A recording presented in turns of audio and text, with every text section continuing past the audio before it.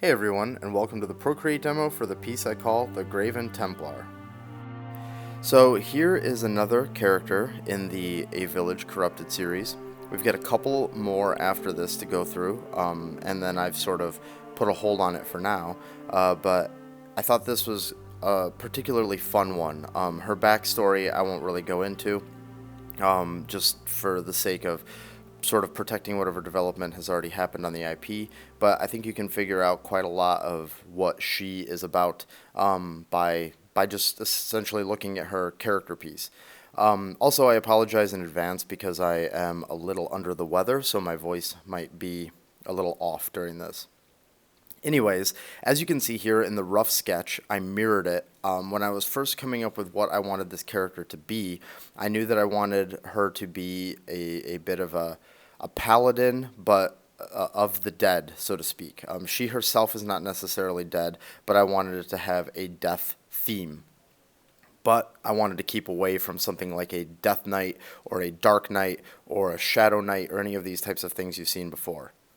So you could sort of think of her as virtuous like a paladin, but coming from a place where death is worshipped. So you see the rough sketch, that was to sort of get her general mass, and then I mirrored her because I wanted her to be straight on with the viewer.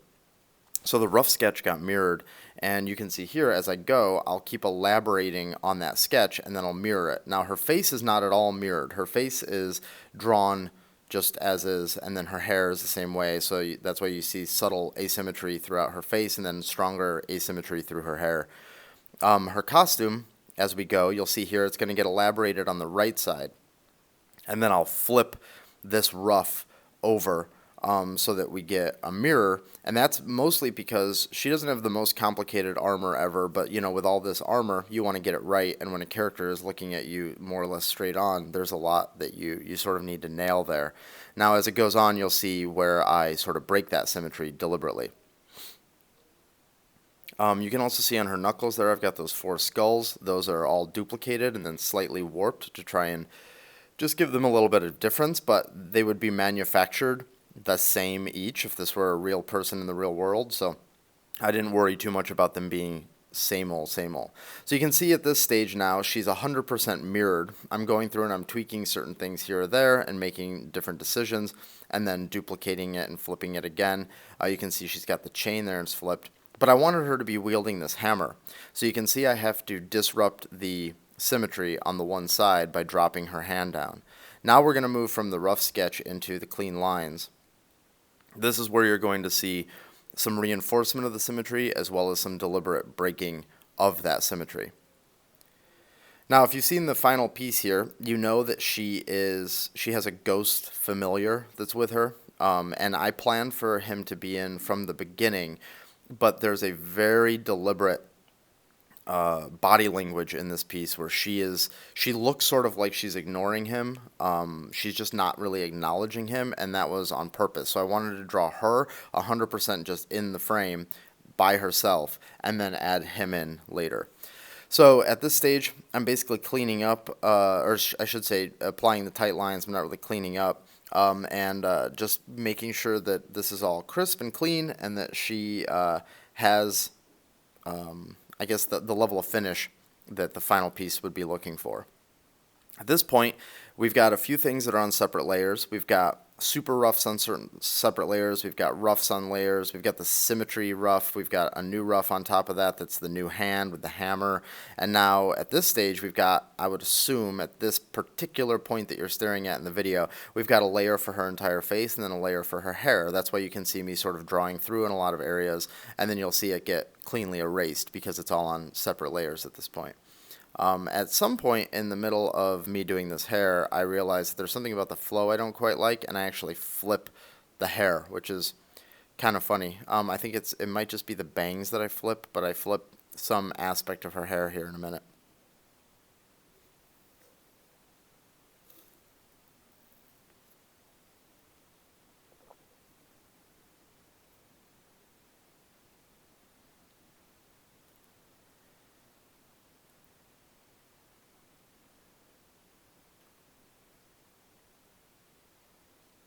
I wanted to go with a pretty intense look for her face, so she's got a wider mouth than you would normally have on a person. Usually the mouth sort of rests with the corners of the mouth lining up with the center of the eyes.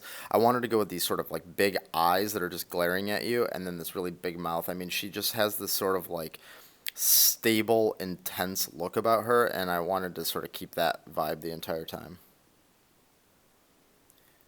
Her intensity shouldn't, I hope, at least read as like rage or anger. It's more just about focus. This character is intensely focused, very strong in her convictions, and so that's what I wanted to try and communicate here. So now we're doing the collar. This begins essentially the symmetry exercise now, where I'm going through the entire. Yeah, I didn't like that skull. You can see I wrote that right there. This sort of starts the entire symmetry exercise where I'm going to be working down just the right side of the body, her left side, our right side, to try and get all of that tight. I'll be flipping it so that the symmetry is there, and then I'll be choosing times to very deliberately not make it symmetrical. The core structure is going to be very symmetrical, but it's about bringing in character that makes it asymmetrical. Like in the past, when we've talked about making armor and making clothing look like it's been lived in means putting like nicks and scratches. That's a really big way to add symmetry, because if you were making armor, you would, or excuse me, asymmetry, because if you were making real armor, it would be symmetrical simply from a manufacturing standpoint, likely. And then by bringing that in, it makes it feel more believable. If it was all 100% symmetrical, every little stray line that I made was symmetrical, it would start to feel pretty artificial. Armor in general is something I love doing simply because I like all the layering. There you go right there. I flipped her bangs to face the other way. There was something about it that just made more sense. And so I love doing armor because I love all the layering. I love trying to figure out interesting ways that it can all be on top of each other and still be, at least in the world that it's in, functional. Some of my favorite designs, like I love like Thrall's armor from World of Warcraft, because I just love how satisfying it is that those shoulders wrap around those sort of chest discs that he has. Things like that I just love, and whenever I see an artist do something like that, or a character design where it all just sort of feels like it locks together really nicely, I just absolutely love those types of designs. So here now we're moving down to the chest plate on her. There are aspects of this character that are just about a skull or bone motif, like having those skulls on her armored collar there. And then there are other aspects that are about mimicking a skeleton. So instead of it being like a symbol of a skeleton, in this case, for instance, we have a rib cage being sort of echoed in the armor. I wanted to play with all of that and just sort of let it feel kind of natural, let it feel like it was themed in that way, and that there's some interesting skeletal qualities to it, without just sort of sticking skulls absolutely everywhere or making the armor too literal and making it look like she's just wearing like a big skeleton over her type thing. It was trying to find a balance between those two as best as possible. So here I knew that if I put that center link in this chain straight on, sort of, I could get away with mirroring this as well. So it would be 5 links in total. That's essentially what I did there. So you can see here's where I mirror it now. I've mirrored it to start working on that collar so that I could see that if that was all lining up properly. And then there you can see me finishing off that collar. At this point now, that whole upper chest region, shoulders, around the neck and everything, that's been mirrored and it's fairly successful. Now on a whole new layer, so those are 2 separate layers, the left and the right, and now on a new layer I'm going in and starting to work on this belt buckle. Now, I realized in the middle of doing this belt buckle that it was going to be blocked likely by the hammer handle, but I kind of didn't care. I wanted to make sure that it was as thorough as possible, so I just went ahead and did the whole exercise of designing the belt buckle.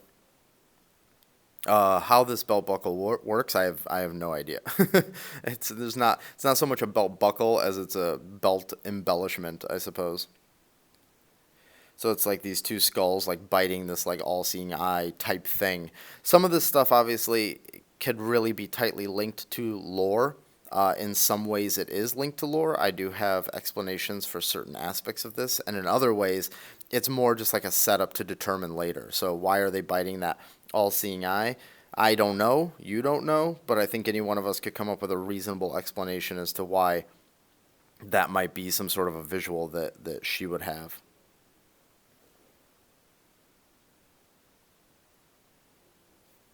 Now we're in the leg. So I'm going to sort of do like the leg, and I'm going to work up and do the belt and some of her like loincloth aspect that's sort of hanging down. Um, and then that will all get mirrored over also. There's a little bit of doing too much work in this piece, you could argue. But since so much is getting mirrored, it's not really that big of a deal. And what I mean when I say that is, I draw the whole leg and I draw the whole belt and all this stuff, but it's going to get blocked by the hand. But the thing is, aspects of the leg and aspects of the belt are going to be blocked by the hand on one side of her differently than on the other side. So I just tried to be thorough so that I would get my savings and flipping it over.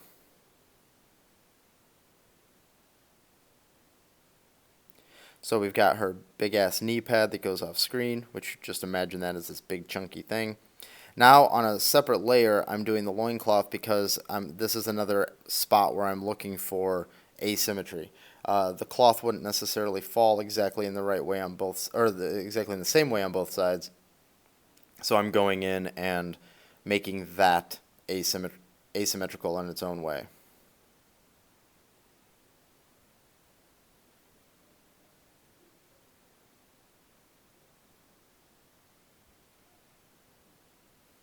So you can see right there that that would all clearly get blocked by that arm.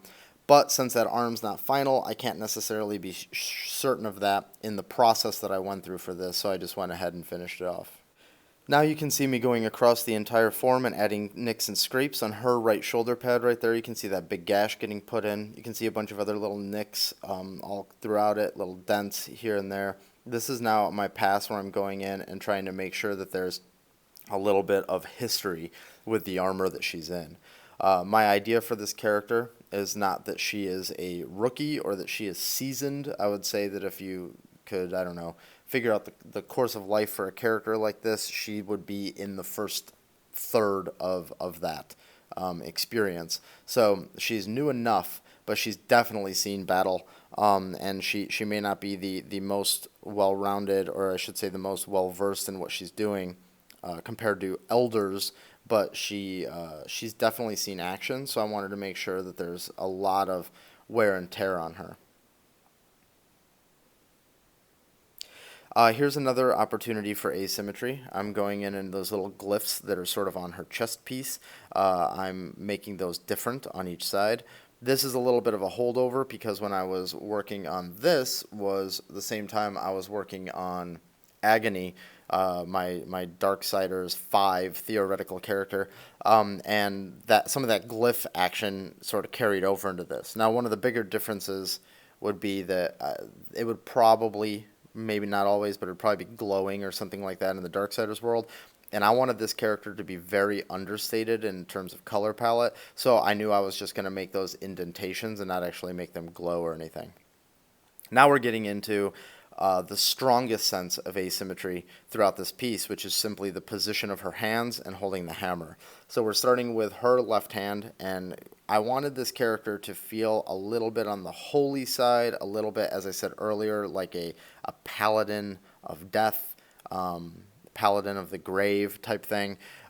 So she's got rings on that are probably some sort of religious significance, whether they be real in terms of actually being able to do something in this world magical, or whether they be simply in her head. That's yet to be exactly determined, but her and her order, the Graven Templars, use them for those purposes. So you can see there's some glyphs in there. There's a little jewel in one of them. The other one is just sort of metal. And now what I'm going through and doing is the little skulls. After I placed them, by duplicating them before, I now did the one. I redrew the one duplicated them a bit, but then I erased certain aspects and tweaked them so that we could really see what was, so that we could really get unique stuff going on in there. Hands are one of the more complicated things to draw in human anatomy. I think if you sort of look at a ratio of detail on the human body, hands, feet, face, highest concentration of detail. So when you're sort of looking at the time lapse of this, it sort of grinds to a halt when we get to the hands and arms and all of the little details in here, because there's just a lot to figure out. This was an idea I had that's kind of neat, but it felt a little too tribal, and so I end up nixing it. But it's this idea of like a crossbone on the hand that is then somehow fused in the middle. Maybe it's got a tie, and it was like as soon as I added that tie, I was sort of like, okay, this isn't working. So this is where I decided to go more towards the literal skeletal idea and sort of get these almost bones running up through the hand like they are the bones of the hand. And now here I am adding some of my scratches and nicks and cuts, and then we move down into the arm. And now this is where the motif is now moving back to the symbolic. We've got these sort of bandings around the arm that feel a little bone-like, and then we've got like a bit of a coffin shape on there. Part of that's because the Graven Templar have to survive being buried in order to become one, so I wanted to sort of speak to some of that in the design of this part. So we're getting into all of the gauntlet design and the cross that goes along with that.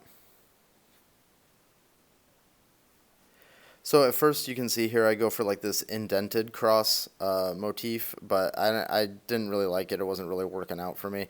And it also didn't really fit with some of the other aspects of her design, with the way she's got these sort of like designed little charm-like skulls. So I decided to instead go with like a metal, I guess, applique of a cross on it. So then I decided to draw the cross flat and then warp it to match that coffin shape.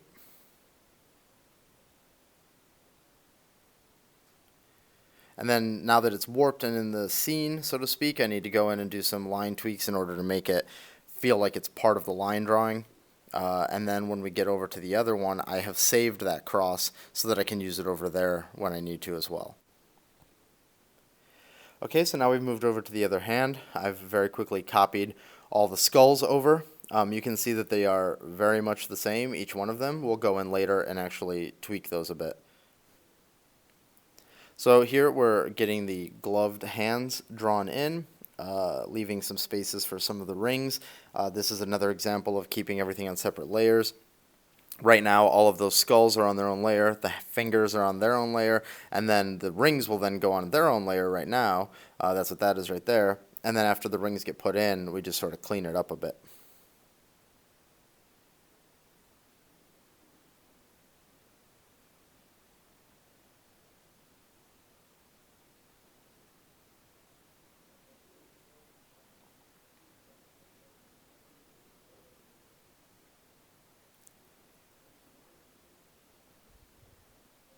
You can see there I drew the gems in a really bad way, so then I sort of digitally just scooted them over to try and adjust for that.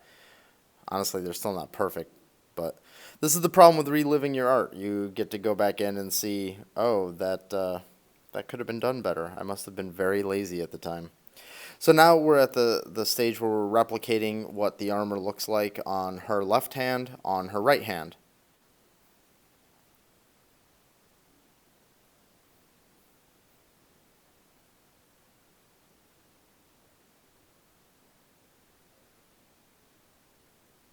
And again, now that I'm looking at it, the right hand was done better than the left hand. So, anyways, now I'm adding nicks and scratches, and then finishing off the thumb and getting the stitching on that thumb.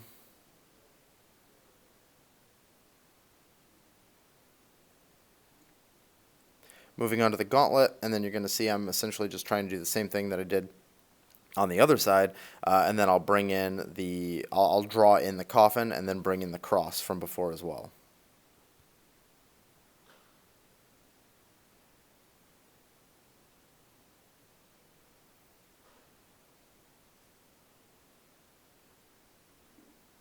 Again, once the cross has been brought in, I put some extra lines around it to fit it into its spot, added those nicks and scratches, And now we move on to the next area.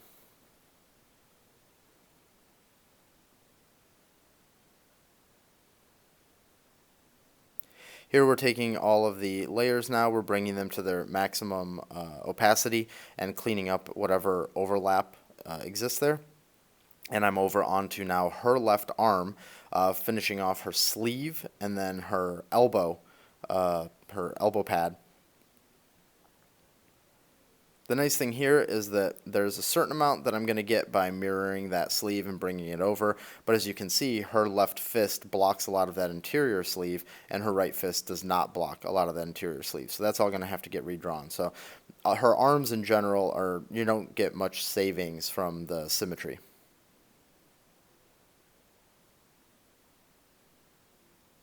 Okay, we've got that nice Koopa shell on her left elbow.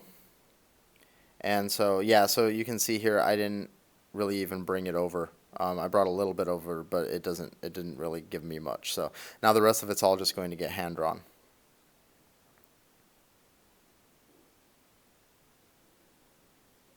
Okay, now we've finished essentially her, the main bulk of her, and we're going to switch to doing her weapon. So I take that whole mess of layers, which are all merged together now into one master line layer, reduce the opacity on it, and start working on the hammer. Now something you're going to see here is I draw that through line. I've had that through line the entire time so the hands were positioned correctly. And now I'm going in and doing the embellishment on the center of the hammer, adding the nicks and scrapes and stuff across the handle. But you're actually going to see me completely bork the hammer head for a second here.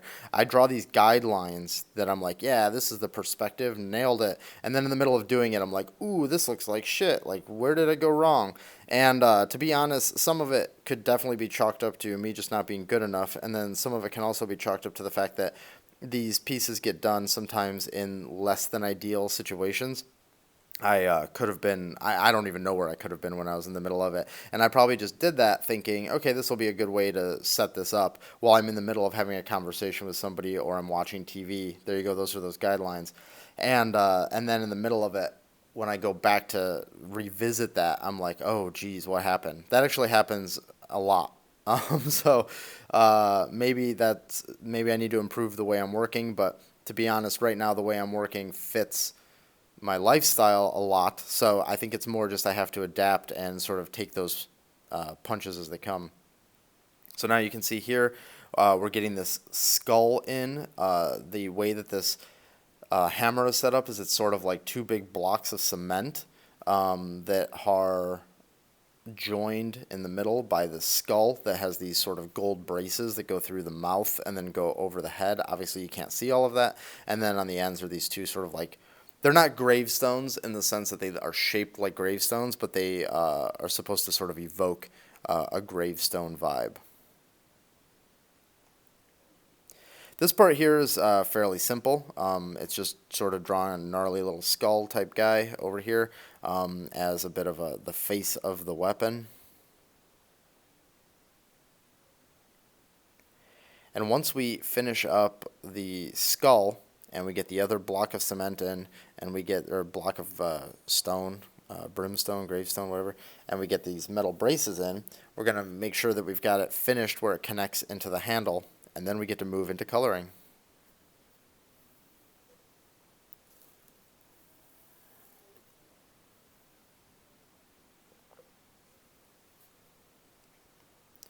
Again, making sure the dents and the scratches are in. Get a little bit of an embellishment on that connector, and then add some extra lines to separate this shape from her. And there's the lines. Now we move into colors. So I already knew the palette that I wanted for this. If you've seen the other pieces, I'm trying to keep each one of these sort of in this very muted, very heavy, I guess, coloring palette. But I want each one of them to sort of feel different. So the very, very first one had a lot of brown with a red as an accent. The second one was mostly blue with some like flesh color as the accent. Then in the third one, it was, there's a big red sort of bloody vibe with like yellow, a yellowy green as the accent. And so in this one, I wanted to go with just this midnight at the cemetery look, and have it sit mostly in this more greenish, bluish realm. It's like a turquoise, but it's heavy.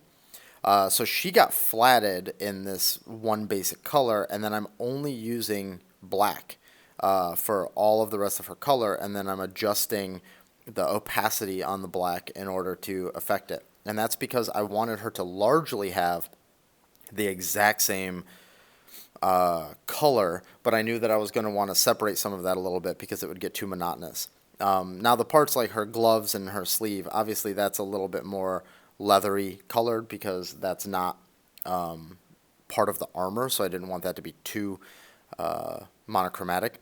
And then here we're using white, and then we're controlling the opacity on the white. Since we don't have any values that change underneath, we don't have to worry too much about using something like an overlay or a multiply or any of these layer settings that absorb color from underneath, because we're not having to actually honor any transitions from like shadow to light. So you can mostly just use like raw color and change the opacity on that. You could see for a second there the gems on her ring were red. They were actually never going to be red. It was just a color that stood out so I could keep track of it in the middle of this. If you've also been following the pieces I've done for A Village Corrupted, you also know that I'm doing very little shadow work. There's almost no lighting. There's a sense of lighting, but it's not rendered. There isn't even sort of like a master shadow layer, and that's been very, very deliberate, trying to go for just a different style without getting into the nitty-gritty of the style. And the backgrounds are all done in silhouettes right now, and so that is harder when you're doing a much more complicated character like this. You can see here I'm going in and I'm adding some shadow around her collar to try and give her a little bit of depth. I eventually add some shadow on the blocks on her hammer, and I also add shadow separating her weapon from her body. And they're not shadows in the sense of it's directional lighting. It's more about, from a design perspective, using it to separate shapes. Here I'm using pure white to start getting a shine on here. It's too bright though, so I lower the opacity on that because I don't want anything on these to get too high in value, because the look of everything is just very muted and dark. The metal on her is probably the most rendering anything gets from anything that I do for these pieces, for this series. That's because I really wanted it to be clear that that metal is a little bit more chromed than the rest of her, and so I sort of had to go there in order to pull that off.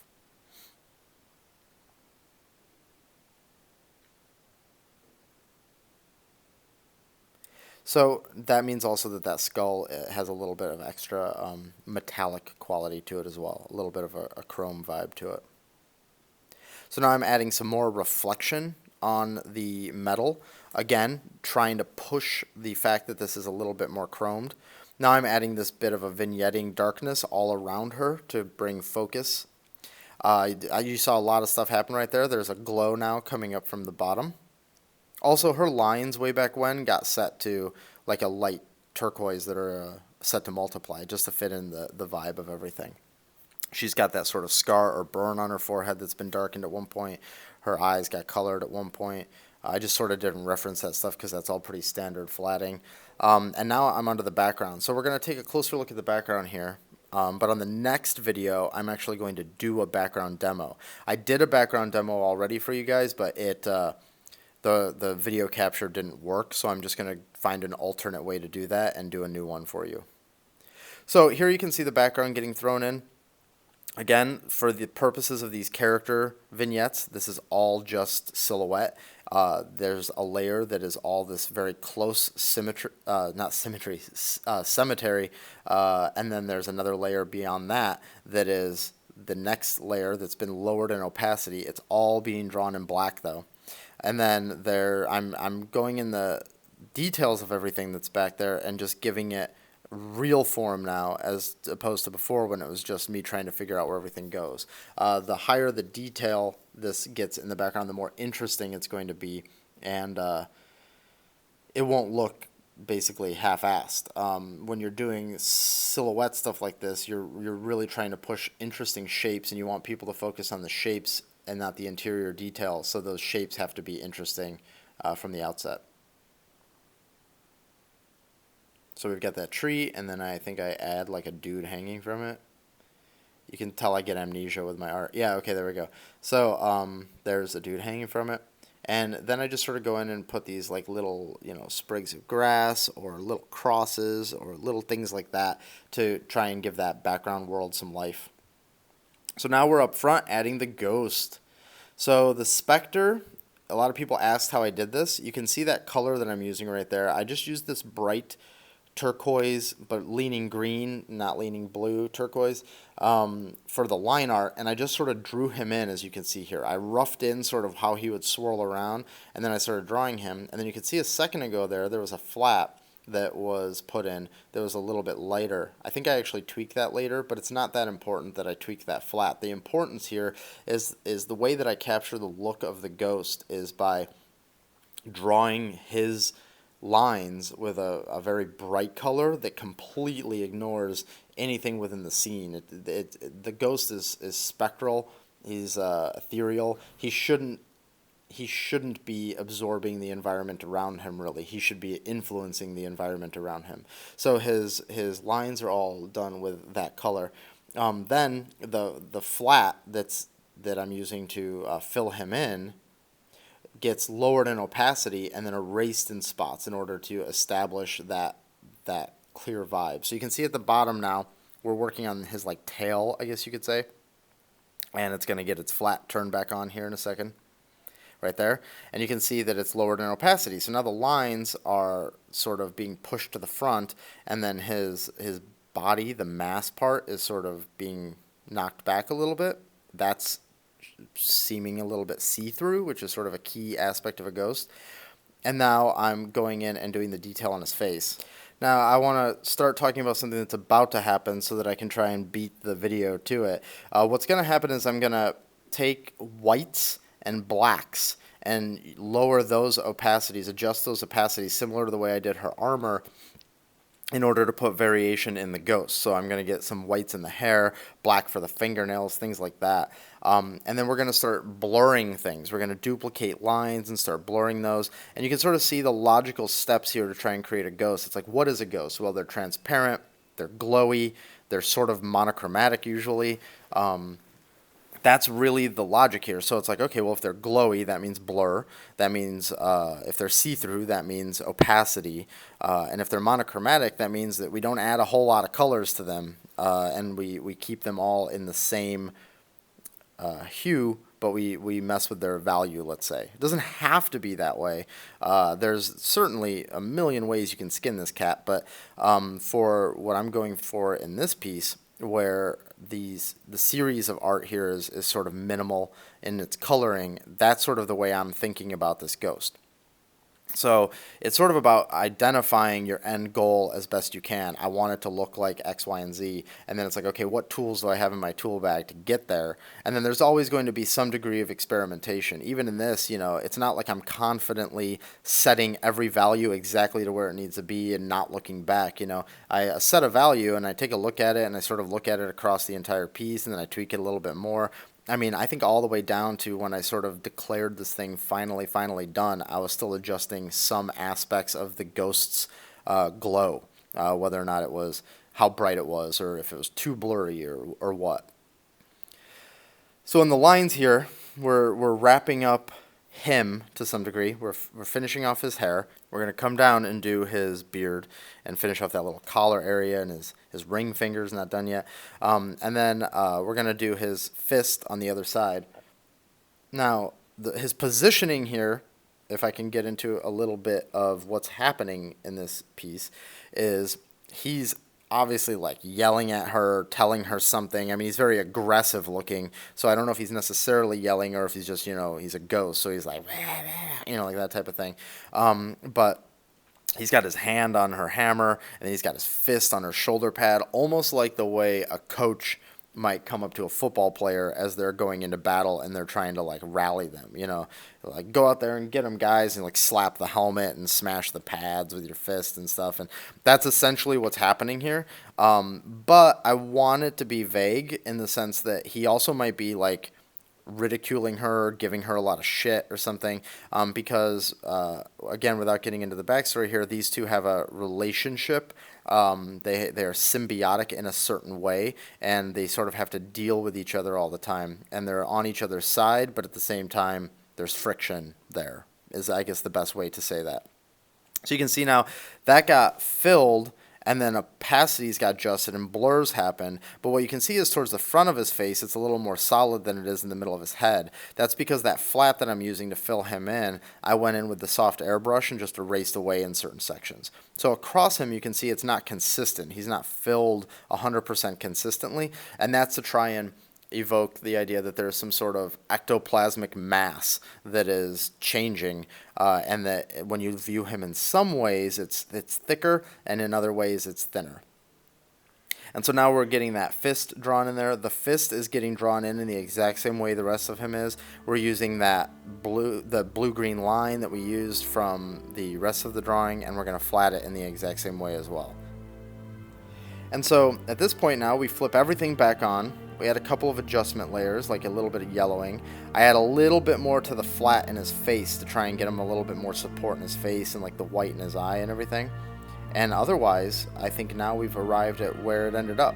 So this is the absolute final piece right here. And the cool thing is during this, I saved out snapshots. So let's go through the snapshots right now. So here's the symmetrical ruff. And then I added the face on top, which is non-symmetrical.